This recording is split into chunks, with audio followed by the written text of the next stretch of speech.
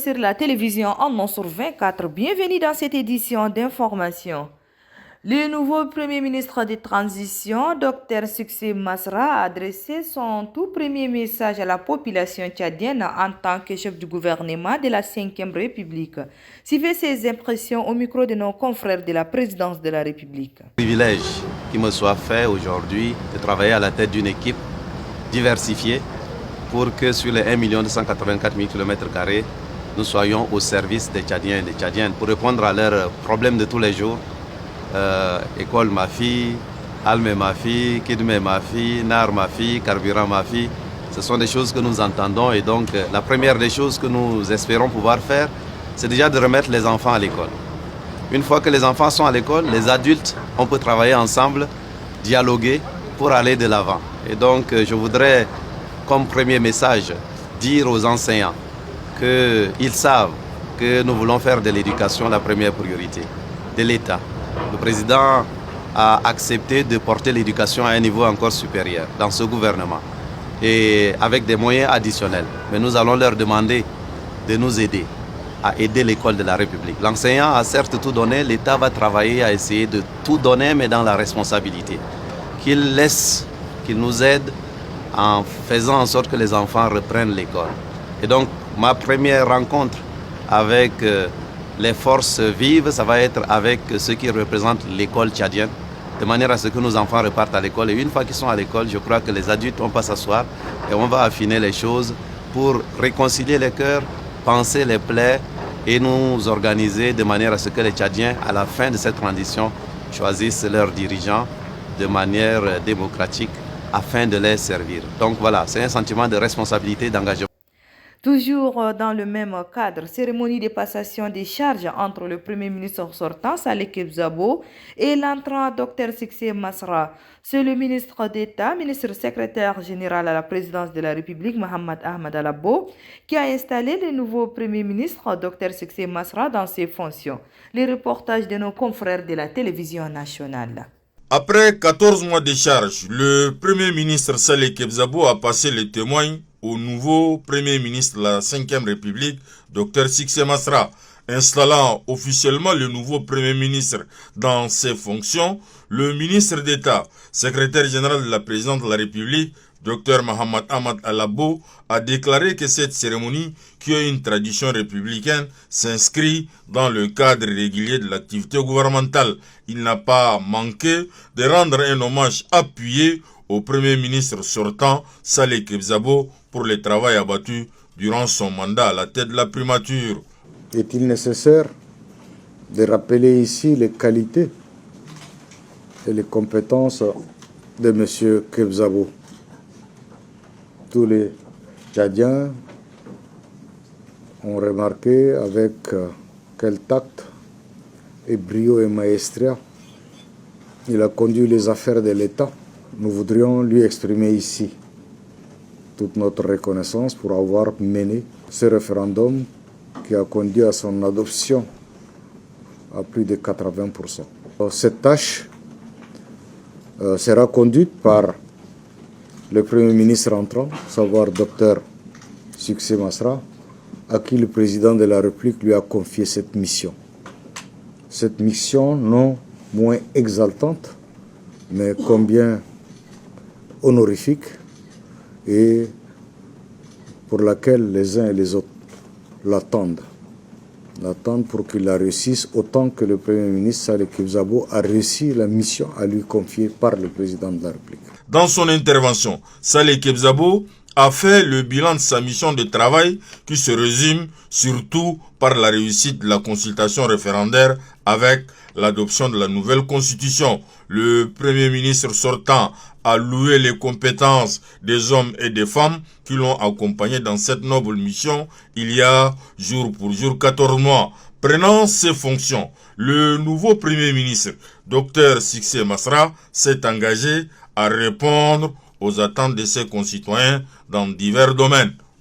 Aujourd'hui, après un entretien fructueux, empreint de fraternité, empreint de bienveillance, avec mon frère le président de transition, que je voudrais ici remercier pour la confiance et l'honneur extrême qu'il place en ma modeste personne et en cette équipe qui vient à la suite des autres.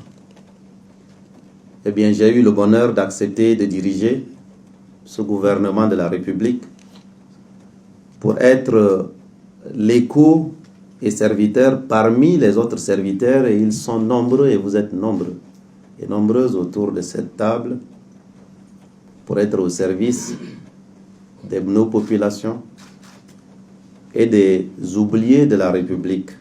Pour le Premier ministre Dr Sixé Masra, le dialogue reste la solution aux préoccupations légitimes des Tchadiens. Et puis, le président de la Haute Autorité des médias et de l'audiovisuel Hama, Abderrahmane Barka, a fait un point de presse ce 3 janvier 2024, un point de presse relatif à la mission de la Hama avant, pendant et après la campagne référendaire. Suivez un extrait de ses propos au micro de notre reporter Arafat Suleiman. Les organes d'information et les professionnels des médias ont joué un rôle crucial dans l'accès du public aux idées des camps en compétition, aussi bien par la diffusion directe ou la rediffusion de leurs messages officiels que par la couverture de leurs activités électorales, tout en servant de relais aux communications sur la connaissance du contenu du projet de constitution, ainsi qu'aux appels divers aux citoyens pour le retrait de la carte d'électeur et l'exercice de leur droit de vote. Bref, les médias ont servi de tribune d'expression pluraliste du droit à l'information, un droit garanti par les instruments juridiques tant nationaux qu'internationaux. La couverture médiatique du processus référendaire aura été aussi un pari gagné pour la haute autorité des médias et de l'audiovisuel qui a très tôt réveillé les esprits en faveur du référendum constitutionnel par diverses actions et activités. L'autorité administrative indépendante chargée entre autres de garantir la liberté de la presse et l'expression pluraliste des opinions a offert aux médias publics et privés des formations de renforcement renforcement des capacités de leurs journalistes pour la réussite de la couverture médiatique de la campagne et du scrutin référendaire ainsi que les prochaines échéances électorales. L'autorité chargée de réguler l'accès et l'exercice de la profession de journaliste, qui a mis à disposition une charte des médias en période électorale, a aussi suspendu, après analyse des capacités et risques, les émissions interactives dans tous les médias audiovisuels publics et privés, permettant ainsi une couverture médiatique apaisée de la campagne référendaire. Pour s'assurer du respect par les médias de ces différents textes réglementaires en vue d'un meilleur déroulement de la campagne et du scrutin, la haute autorité des médias et de l'audiovisuel a soumis les organes de presse privés intéressés à des grilles de programmes spécifiques et a déployé à la supervision de toute la presse nationale des missions dans les 23 provinces du pays. Pour la sécurité des journalistes durant la période électorale, elle a distribué aux médias publics et privés des gilets à son effigie. La Hama a dû également équiper ses observateurs de téléphones et autres enregistreurs pour la circonstance, à défaut d'équipement de monitoring adéquat.